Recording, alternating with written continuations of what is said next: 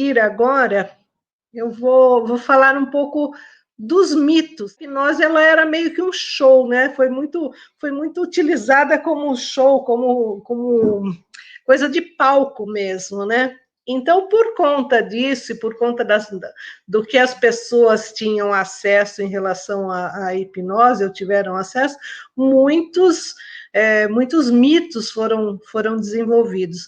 E para entender o que ela não é, é importante a gente colocar aí, falar um pouquinho sobre os mitos. Deixa eu abrir a tela, porque assim vocês vão visualizar também. A hipnose é causada pelo poder do hipnotizador. Quem pode ser hipnotizado? O hipnotizador controla o desejo do paciente, a hipnose pode ser prejudicial à saúde, ela pode se tornar, né, a pessoa pode se tornar dependente da hipnose, a pessoa pode não voltar de um transe, ficar presa num transe. A gente vê muito isso também, não só nos palcos, às vezes nós vemos em alguns filmes, né? Você fala, nossa, a pessoa ficou presa ali.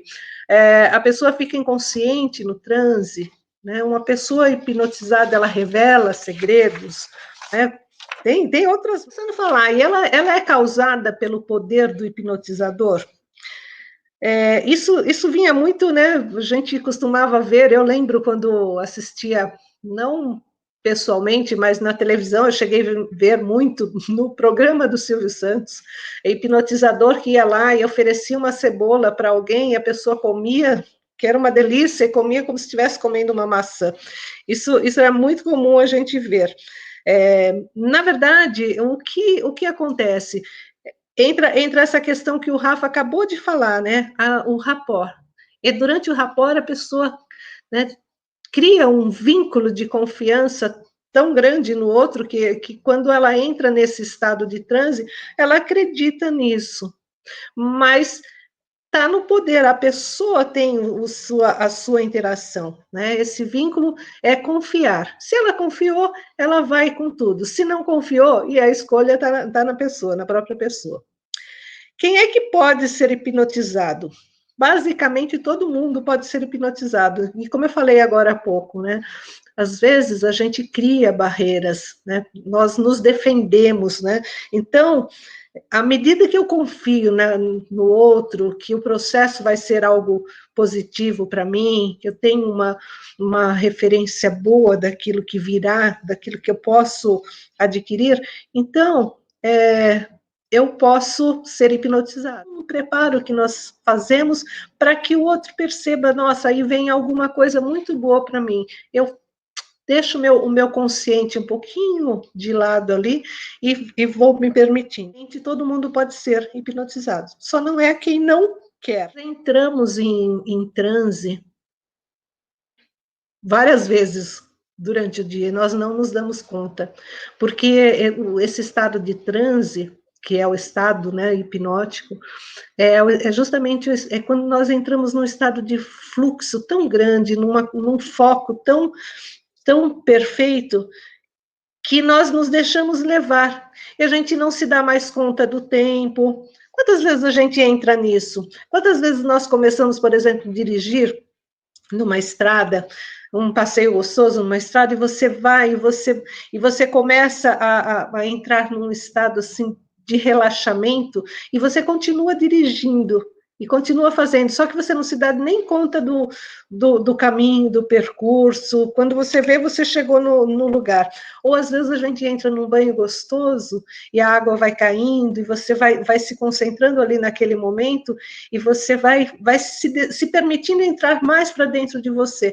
Então, nesses momentos, nós estamos entrando num estado aí de hipnose, de transe, e não nos dá. A dor controla o desejo do paciente. Eu já falei, quanto mais a pessoa fica na defensiva, e a pessoa está, e quando a gente está em hipnose, nós não estamos inconsciente, né? Nós estamos num estado entre a vigília e o sono, nós estamos com a nossa consciência, nós só estamos aí ligeiramente diferente. A gente nos protege.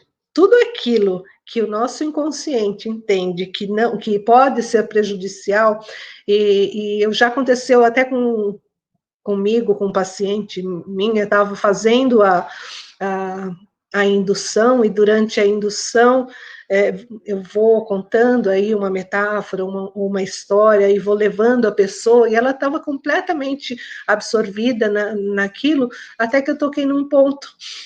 E ela me relatou direitinho. Nossa, naquele momento eu já me desconcentrei. Quando você falou X palavra, eu me desconcentrei, daí eu não consegui mais. Por quê? Porque possivelmente naquele momento eu estava entrando num campo que ainda não era possível ela entrar, ela aceitar, ela absorver. Então, é isso que nos protege. Ser prejudicial à saúde? Não, né? Via de regra, a hipnose ela tem um efeito exatamente contrário, né? O intuito da hipnose é a cura. O objetivo da hipnose é a cura. Então, ela não tem nenhuma contraindicação. Né? Nós estamos no controle, não há contraindicação. O máximo ou o mínimo, né, que pode acontecer é a gente sair ali muito bem relaxado, muito mais tranquilo, mas nunca é prejudicial. Na dependente da hipnose, gente, sempre quando nós buscamos um tratamento com hipnose, ou quando nós permitimos uma hipnose, porque nós temos aí uma motivação, um desejo, a gente quer alguma coisa. Então já começa daí, começa dessa motivação. Então nós procuramos uma ajuda, e nesse momento, enquanto a gente está ali, né, nessa busca, nessa motivação, a gente pode, de certa forma, estar aí dependente daquilo, mas à medida em que a gente vai conquistando e alcançando aí os nossos objetivos, à medida em que a gente vai se curando, essa dependência ela vai deixando de existir. Voltar de um transe, ela pode ficar presa num transe, não, né? Mais uma vez eu reforço, né? O transe ele é um estado entre a vigília e o sono, né? O próximo passo, né? Depois do transe é o sono. Ou a pessoa dorme e depois acorda naturalmente, como a gente faz. Nós dormimos, quando a gente vai deitar, a gente primeiro tem que relaxar o corpo, né? A gente vai entrando, a gente entra nesse estágio, né? Pouquinho antes de adormecer, pouquinho antes do sono, a gente está nesse estado. Né? E nesse estado, que é o estado melhor, inclusive tem muitas afirmações, eu costumo prescrever muito para os meus pacientes, né, um pouco antes de dormir, ouça algumas afirmações, porque a gente está nesse estado, e é como se a gente tivesse com uma porta aberta nesse momento, uma porta aberta lá para o nosso inconsciente, é a hora que mais funcionam as afirmações do transe, porque ou ela entra no sono e depois acorda, ou ela percebe que já não está mais sendo conduzida pelo hipnotizador e acaba acordando. Uma outra questão, o sono é hipnose? Não, não é. O sono não é hipnose. A hipnose, ela mais uma vez, é um estágio anterior ao sono. Então, quando você entra no sono, você já não está mais hipnotizado. A pessoa fica inconsciente, em transe, eu já falei, né?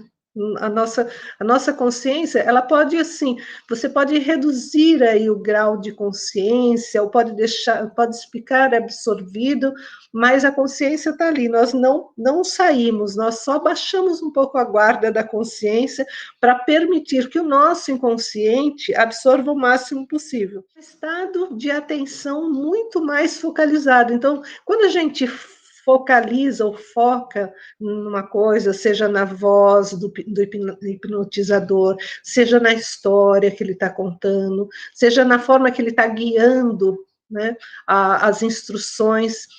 Nesse momento, a gente está ali tão focalizado que a gente vai se distanciando um pouquinho da consciência, mas não perdemos, não estamos fora da consciência. Ser num estado mais profundo de transe, da gente se desligar mais da nossa atenção vigilante. Então, o que é a atenção vigilante? É você ficar percebendo tudo que há à sua volta. Então, quando a gente vai se aprofundando mais na hipnose ou no transe, você vai se desligando mais. Então, pode acontecer de passar uma pessoa do seu lado, ou pode acontecer, sei lá, de tocar um telefone e você não perceber. Porque você está muito focalizado na aquisiador, ele muitas vezes fala, né, que siga o som da minha voz, nesse momento você se concentra apenas na minha voz ou na sua respiração, enquanto você se concentra na minha voz e na respiração, você vai se permitindo entrar mais e mais para dentro de você vai se permitindo ficar e não perceber, deixa que as coisas vão se distanciando, que os sons que estão externamente vão ficando cada vez mais distante, e você vai distanciando, você vai, né, separando essa pessoa aí desse estado de vigilância. Relaxamento. A hipnose, ela pode ser induzida, na verdade a gente usa o relaxamento, né, a gente induz o relaxamento, muitas vezes durante uma hipnose, mas ela não necessariamente é um relaxamento, né? Por exemplo, eu falei que quando a gente entra num estado de atenção muito focalizado, nós estamos nesse estado de fluxo, nesse estado de transe. Então, vocês percebem, por exemplo, um atleta, quando ele faz aquelas manobras, aqueles exercícios tão perfeitos, né? É de uma perfeição, isso é um estado de foco tão grande que ele se distancia de tudo que há à sua volta, das pessoas que estão ali, de aplausos ou não, de coisas que estão acontecendo, para focar só no corpo dele. Então, ele fica naquele momento, ele está num transe muito intenso, está muito focalizado numa condição. Ele está literalmente no estado de transe, mas ele não está relaxado. Ele está em movimento, ele está fazendo os seus devidos movimentos. Na aula, às vezes, a gente percebe, a gente entra tanto naquilo de uma forma tão intensa que você se desliga das outras coisas. Também não é uma terapia, é uma ferramenta que a gente usa. E ela pode ajudar, né, processar muitas curas, muitas resoluções, dependendo do que é, só a hipnose pode solucionar o problema de uma pessoa, dependendo do que ela está trazendo, mas ela não é um processo, né, de terapia. Lembrando bem, é uma ferramenta. Ela pode trazer aí o benefício que a pessoa precisa. Tem perigo fazer uma hipnose, tem algum risco? Ele não usa do seu escrúpulo, ele pode estar querendo induzir a pessoa a colocar, a embutir um comportamento que, na verdade, não é dela, ou é apropriado, não é o que ela está buscando. Na terapia ericksoniana, na hipnose ericksoniana, todo o conteúdo que é utilizado, ele vem da própria pessoa, né, da história da pessoa, daquilo que ela valoriza, dos valores dela. Não é para mudar ninguém, e sim para que essa pessoa entre num estado de conforto com seus próprios recursos, né? Usar o seu próprio recurso. Pode acontecer aí de uma pessoa num estado de transe se lembrar, sim, de algum segredo, de alguma coisa que guardou ali muito as 7 chaves, mas isso não significa que ela vai contar ou vai revelar. Ela só vai revelar se ela também se sentir à vontade para revelar, e é ela que vai escolher.